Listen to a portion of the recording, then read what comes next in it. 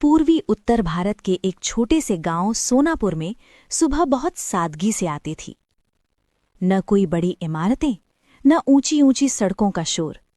चारों तरफ फैले हरे भरे खेत, आम और पीपल के पेड़, कच्चे रास्ते और बीच से बहती एक छोटी सी नदी, सरयू की शाखा। सुबह होते ही मुर्गे की बांग, गायों की घंटियां और मंदिर से आती धीमी सी घंटी की आवाज पूरे गांव को जगा देती। इसी गांव में रहता था रामू धोबी। रामू की उम्र करीब 40 साल थी। दुबला पतला शरीर, सांवला रंग, माथे पर हमेशा चिंता की लकीरें और आंखों में अजीब सी शांति। उसका घर मिट्टी का बना था। एक छोटा सा आंगन, खपरेल की छत, एक कोने में चूल्हा और दूसरी ओर लकड़ी का पुराना पलंग। रामू के जीवन में कोई बड़ी चाह नहीं थी।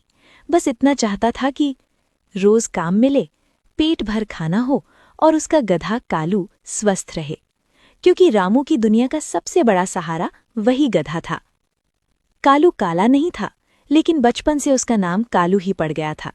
सफेद भूरा रंग, लंबी कान और आंखों में मासूमियत। गांव वाले उसे सिर्फ एक गधा समझते थे, पर रामू के लिए वो दोस्त था, परिवार था और रोजी रोटी का साधन भी। रामू जब भी बोझ लादता, पहले कालू की पीठ थपथपाता और कहता, चल रे साथी, आज भी साथ निभा लेना। कालू जैसे उसकी बात समझ जाता। हर सुबह रामू अपने कंधे पर कपड़ों की गठरी रखता और कुछ कपड़े कालू की पीठ पर लाद देता। फिर दोनों नदी की ओर निकल पड़ते। नदी किनारे धोबी घाट था। पत्थरों की सीढ़ियां, किनारे बंधे पेड़ और पानी की लगातार बहती आवाज। रामू कपड़े धोता, पटकता, निचोड़ता। सूरज चढ़ने लगता, उसकी पीठ पसीने से भीग जाती। कालू पास ही खड़ा रहता, कभी पानी पीता, कभी घास चबाता। गांव के बड़े लोग रामू से ज्यादा बात नहीं करते थे। कुछ उसे नीची नजर से देखते, कुछ मजाक उड़ाते। अरे रामू, तेरा गधा तो तुझसे ज्यादा समझदार लगता है। रामू हंस देता। वो जानता था, दुनिया मजाक उड़ाती है, लेकिन पेट मजाक से नहीं भरता। एक साल गांव में भयंकर सूखा पड़ा। नदी का पानी कम हो गया, खेत सूखने लगे, काम भी कम होने लगा। लोग नए कपड़े पहनने लगे, पुराने धुलमाने कम देने लगे। रामू की आमदनी आधी हो गई। कई रातें ऐसी आईं जब चूल्हा नहीं जला और कालू को भी आधा पेट चारा मिला। रामू रात को आंगन में बैठा आसमान देखता। तारे चमकते, लेकिन उसकी जिंदगी अंधेरी लगती। वो सोचता, अगर कालू बीमार पड़ गया तो? अगर काम पूरी तरह बंद हो गया तो? उसके पास कोई जवाब नहीं था। एक सुबह कालू उठा नहीं, वो सुस्त पड़ा था, खाना नहीं खा रहा था। रामू घबरा गया। उसने गांव के वैद्य को बुलाया। वैद्य ने कहा, ज्यादा काम और कम खाना, गधा कमजोर हो गया है। दवा के लिए पैसे चाहिए थे। रामू के पास सिर्फ 10 रुपए थे। रामू गांव के साहूकार हरनाम सेठ के पास गया। सेठ ने ऊपर से नीचे देखा और बोला, गधा बीमार है तो बेच दे। रामू का दिल कांप गया। सेठ जी, गधा नहीं रहेगा तो मैं क्या करूंगा?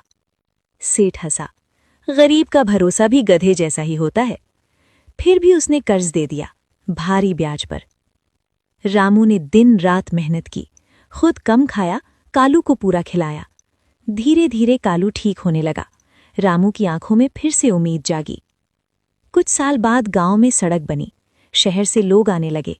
एक एनजीओ आई ग्रामीण जीवन पर डॉक्यूमेंट्री बनाने। उनकी नज़र रामू और कालू पर पड़ी। पहली बार रामू ने कैमरा देखा। डरा, लेकिन सच्चाई बोली। उसने बताया कैसे वो और कालू साथ जीते हैं, कैसे गधा सिर्फ जानवर नहीं, साथी है। वीडियो वायरल हो गया। शहर से लोग आने लगे, कुछ मदद करने, कुछ सीखने। रामू को सम्मान मिला, उसके काम को सराहा गया। गांव वाले जो मजाक उड़ाते थे, अब सिर झुकाने लगे।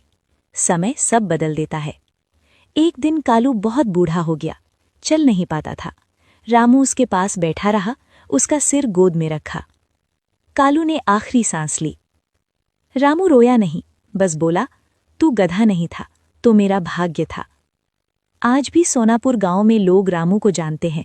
उसके आंगन में कालू की याद में एक छोटा सा पेड़ लगा है। जब हवा चलती है तो लगता है जैसे कालू की सांस आज भी उसमें बसती हो। संदेश: मेहनत सच्चाई और साथ निभाने की ताकत किसी भी इंसान को महान बना सकती है, चाहे वो एक साधारण धोबी ही क्यों ना हो। ऐसे ही मज़ेदार कहानी के लिए वीडियो को लाइक करें और चैनल को सब्सक्राइब करें।